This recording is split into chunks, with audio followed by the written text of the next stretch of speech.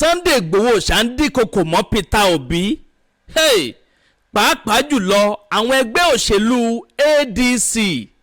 tẹ́ ò bá gbàgbé ẹ rí pé Sunday Igboho ti kọ́kọ́ jáde tẹ́lẹ̀ tó ti rẹ̀ sí Ndikoko wípé òun ò fẹ́ gbọ́ Peter Obi wèrè kan bẹ́ẹ̀ sì lòun ò fẹ́ gbọ́ Àtíkù wèrè kan. Fọ́nrán tuntun lélẹ́yìí tí Sunday Igboho ṣàtúnṣe ṣe jáde lánàá òde yìí ló ń sọ wípé àwọn ẹgbẹ́ òṣèlú ADC pé wọ́n gbọ́dọ̀ wá sílẹ̀ Yorùbá láti wá campaign o wọ́n láwọn ó jọ mú nǹkan lẹ̀ o pé wọ́n sáré kàbàkàbà tí wọ́n bá wá sílẹ̀ Yorùbá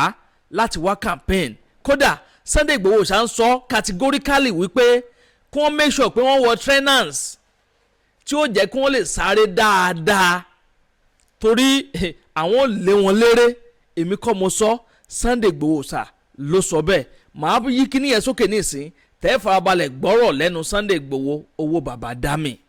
Ẹ̀yin èèyàn ṣerú nǹkan báyìí ṣó bójú mu. Peter Obi tẹ́ ń wò yìí kódà kò tí ì ṣúọ̀ fún gan pé àwọn ẹgbẹ́ òṣèlú ADC pé wọ́n máa fún ní presidential ticket tó lóun fún alára ẹ̀ sọ. ó grant interview kan lánàá tó ti ń sọ̀rọ̀ pé kò tí ì ṣúọ̀ fóun pé wọ́n máa fún un ní presidential ticket. Àmọ́ ṣé bí Sunday Igboho ṣe ń dín kòkò máwọn èèyàn yìí ṣó mọ́ pọlọ dání. Ẹ̀yin èèyàn ẹ jẹ́ darapọ̀ ní abala àríwúsí kẹ́ bá mi comment kẹ́ máa like kẹ́ sì máa bá mi pín fọ́nrán yìí káàkiri lógúnlógún lọ́gbọ̀nlọ́gbọ̀n kó ba lè tètè kan ọ̀pọ̀lọpọ̀ àwọn èèyàn lára. Kó tó di pé mo rìn jìnnà ẹ jẹ́ n sáré play fídíò Sunday Igboho fún yín kò ju bí 1 minute báyìí lọ kẹ́ gbọ́ lẹ́nu ẹ̀ kẹ́ tún gbọ́ Ndikoko tuntun lílé tí Sunday Igboho tún ẹ̀ṣẹ̀ ṣe jáde yìí. Ọ̀rọ̀ pọ̀ ńlẹ̀ o ọ̀rọ̀ pọ̀ tí mo fẹ́ sọ àmọ́ ṣáájú àkókò yìí kọ́ ẹja sáré wo nǹkan tí Sunday Igboho sọ mọ̀ ń bọ̀ ẹ má yí kú mbẹ́ o Àdàbà tẹlifíṣàn náà lẹ́wà. Àtíkù kan bóyá ADC ẹgbẹ́ ìwòrì kan tó bá gbé wálẹ̀ Yorùbá ń bí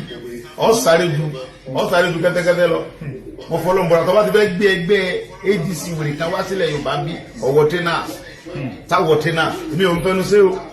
a máa bá ń jà bí wìrì lẹ́yìn ẹgbẹ́ bàbá Bọ́lá bẹ̀ Tinubu afẹ́rẹ́gbẹ́ kankan ọdún mẹ́jọ bàbá ó pè é kò ní ìdígbé rẹ̀ lé mọ̀ ẹni tí ó mọ̀ ní ọmọ bàbá Tinubu ti wọlé ẹlẹ́ẹ̀kejì agàẹ́ gbogbo ikú fíìmù ni agàẹ́ ṣe format èyàn ò ní ṣe wá lórí ká mọ́ tẹ̀lé èyàn ò ní ṣe mi lórí kémi mọ́ tẹ̀lé gbogbo bàbá mi gbogbo bàbá Olúgbọ́n ní Sunday mọ́ ní bàbá ọlọ́dún mẹ́jọ 100% kò ní sórí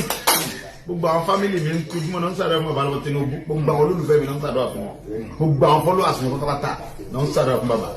oore tó ṣe fáwọn nípa tèmi yìí ẹbí inú ilé mi mọ wà yìí ọdún karùn-ún ni mo ti kó òun léèrè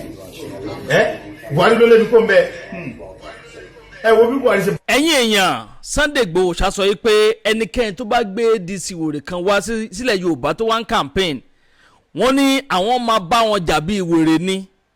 kó rí dájú pé wọ́n ṣe kíni wọ́n wọ trainers tí wọ́n ṣe tán láti sáré kàbàkàbà.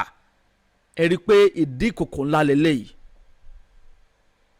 Ó yẹ kí everybody ní right sí politics. Ó yẹ kí everybody ní right láti dìbò fẹ́nikẹ́ni tó bá wù wọ́n. Ó yẹ kí every candidate every presidential candidate kí wọ́n ní right láti campaign in every part of Nigeria. Now imagine pé Peter Obi ó jọ ọmọ Yíbò. Ṣé Tinubu ò lọ campaign nílẹ̀ Yíbò lọ́dún tó kọjá lọ́hùn? Àbí kò lọ campaign nílẹ̀ Yorùbá? Ó ṣe á jẹ́ pé torí pé Tinubu ṣoore fún Sunday Igboho wọ́n ti fẹ́ sọ ọ́ di nǹkan míì báyìí. Kò sẹ́nibọ́dì tó sọ pé kí Sunday Igboho máa san ẹ̀san tó dáa fún Tinubu àbí láti má ṣiṣẹ́ fún wọn. Wọ́n lè ṣiṣẹ́ fún wọn, wọ́n lè choose láti ṣiṣẹ́ fún wọn. A lot of followers àwọn Sunday Igboho gan ọ̀pọ̀lọpọ̀ wọn ló ti bẹ̀rẹ̀ sí ní jáde fún bí àpẹẹrẹ Lady K jáde láàárọ̀ yìí. Ó sọ pé òun ò sí nínú ẹgbẹ́ òṣèlú APC ń tòun o pé Yorùbá Nation lòun dúró tì pé gbogbo àwọn followers òun inú Yorùbá Nation Party lòun wà ń ti tòun pé Sunday Igboho lè máa ṣe APC pé àmọ́ òun ti tòun òun ò ṣe APC kò kí ń ṣe ọ̀rọ̀ yàn kò kí ń ṣe dandan ẹni tó bá wo ní kálukú ló lè dìbò fún. Tinubu ṣoore fún Sunday Igboho ni àwọn ẹlòmíín náà wà táwọn other parties náà ti ṣoore fún tí Sunday Igboho ṣàbá rò pé lónìí ni àwọn yẹn ṣe bẹ̀rẹ̀ sí ní san ẹ̀san rẹ̀ ọ̀pọ̀lọpọ̀ àwọn yẹn náà làwọn tó kù yẹn náà ni wọ́n ti san ẹ̀san rẹ̀ fún oníkálukú níbi tó ti ń gba ìrànlọ́wọ́ títí ẹ̀ ni ìránṣẹ́ kan ò sì gbúdọ̀ máa dí ìránṣẹ́ kejì lọ́wọ́ nígbà tí Peter Obi bá fẹ́ wá sílẹ̀ Yorùbá báyìí láti wá campaign ká máa wò bóyá Sunday Igboho ṣá bóyá yóò dí wọn lọ́wọ́ láti má campaign because it is their fundamental human rights fundamental rights wọn ni everybody tó wà Nigeria they have rights to vote for whosoever they wish to vote for how on earth ni Sunday Igboho ṣá máa Ndikoko máa brag lórí àwọn kan pé they must not come to Yoruba land to come and campaign for the forthcoming 2027 election presidential election ó wrong now kí ni nǹkan tẹ́lẹ̀ sọ̀rọ̀ yìí yẹn ẹ bá ń darapọ̀ ní abala àríwúsí kẹ́ ẹ bá mi comment kẹ́ ẹ máa like kẹ́ ẹ sì máa bá mi pín fọ́nrán ìkáàkiri lógúnlógún lọ́gbọ̀nlọ́gbọ̀n kó ba lè tètè kan ọ̀pọ̀lọpọ̀ àwọn èèyàn lára tẹ́ ò bá gbàgbé Peter Obi lọ sí ìpínlẹ̀ Edo ní nǹkan bí ọ̀sẹ̀ bíi méjì sẹ́yìn báyìí tí gọ́fúnà ti ń bẹ ní ìpínlẹ̀ Edo tó fẹ́ decamp from PDP to ADC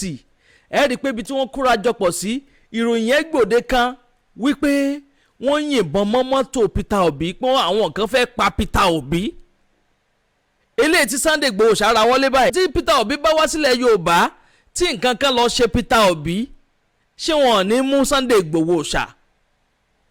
for the past 4 to 5 years báyìí ẹ̀yin odi lọ́hùn ní Sunday Igboho ṣá wà o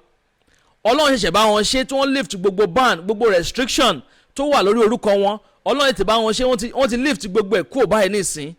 before you know it Sunday Igboho ṣá tún jáde wọ́n tún sọ ọ̀pọ̀lọpọ̀ ó yẹ káwọn media team wọn káwọn kan wà tó máa control the way tó ń ṣe máa ń sọ̀rọ̀ lórí internet he's a good man ọ̀pọ̀lọpọ̀ àwọn èèyàn love wọn fún nǹkan tí wọ́n ń ṣe èmi fúnra mi gan mo nífẹ̀ẹ́ wọn gan àmọ́ for the fact that pé wọ́n ń Ndikoko máa wọn kan pé you must not come and campaign in Yoruba land it is totally wrong ó wrong gidi gan bó lẹ ṣe rí sí èèyàn mi ẹ jẹ́ darapọ̀ ní abala rẹ̀ wúṣùkẹ́ bá mi comment kẹ́ máa like ẹ sì máa pín káàkiri Peter Obi tẹ́ ń wò yìí kò tí ì show off fún gan wípé wọ́n máa fún ní presidential candidate ní ẹgbẹ́ òṣèlú ADC tó wà yẹn because a lot of àwọn tó lè wà nínú ojúṣe báyẹn wọ́n pọ̀ now Atiku wà ń bẹ̀ Atiku Abubakar ó wà nù kíní yẹn Arẹ́gbẹ́ṣọlá wà ń bẹ̀ ọ̀pọ̀lọpọ̀ àwọn èèyàn tó jẹ́ àwọn èèyàn tó ti jiná ti rinlẹ̀ dáadáa nínú ẹgbẹ́ òṣèlú ni wọ́n wà nínú pátì yẹn ṣé wàá òpó ṣeéṣe ó easy báyẹn kọ́kọ́ èdè gbé tíkẹ́ẹ̀tì yẹn lé Peter Obi lọ́wọ́ ṣáàtìkù máa sọ pé òun ò rán ọ̀nà mọ́ ni ẹ wo a lot of people potential candidate tó wà ń bẹ̀ tó yẹ pé àwọn náà fit fún assignment yẹn Peter Obi jáde ó sọ̀rọ̀ lánàá kó tó di pé mo lọ síbẹ̀ yẹn Sowore ń campaign Atiku ń campaign Peter Obi náà ń campaign Tinubu ń campaign gbogbo pátá ló yẹ kó wọn ráyè kó láǹfààní láti campaign níbi tó bá ti wù wọ́n lórílẹ̀‐èdè Nàìjíríà ọ̀pọ̀lọpọ̀ àwọn èèyàn kan bẹ̀rẹ̀ sí ń jáde wọ́n kàn ń sọ̀rọ̀ àlùfànṣá sí Sunday Igboho ṣá àwọn dẹ̀ ló fa gbogbo àwọn ọ̀rọ̀ táwọn èèyàn ń sọ sí wọn yẹn kí ni Peter Obi sọ lánàá òde yìí ẹ̀yin èèyàn mi ó grant interview kan ẹ máa gbọ́ o 2017 is not sure for getting ADC presidential ticket Peter Obi ló sọ bẹ́ẹ̀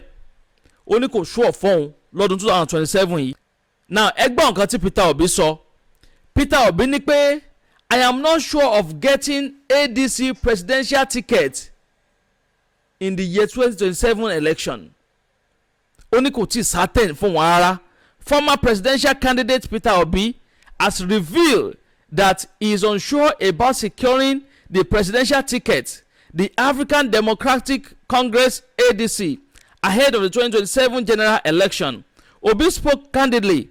about the uncertainty surrounding his political journey and ongoing coalition discussion. He noted that while many have questioned his chance within the ADC, there are no guarantees.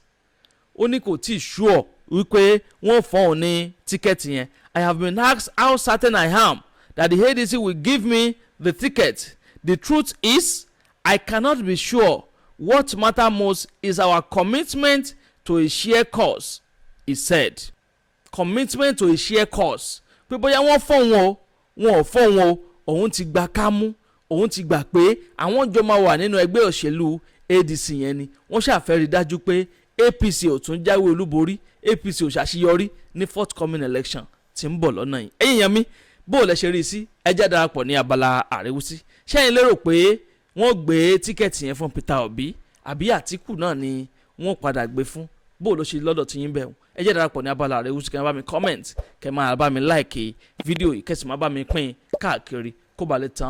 ba lè kan ọ̀pọ̀lọpọ̀ àwọn èèyàn lára. ẹ ṣeun tẹ́ ń gbọ́ wa, ẹ kú kalẹ̀. agbe ní gbére pàdé olókun, àlùkò ní gbére pàdé ọlọ́ṣà, òdìdẹrẹ́ ní gbére pàdé wọn lóde ìwò. fún ìwọ ọmọkùnrin tí nǹkan rẹ̀ ò ṣe déédé, ìwọ ọmọkùnrin tí ṣàyàwó rẹ̀ ó ṣẹ̀ṣẹ̀ mọ gbọ́ jìgìjìgì lára lójú lọ mú kára rẹ̀ ó tó le, ìwọ ọmọkùnrin tó ń retí ọmọ bíbí, ìwọ ọmọkùnrin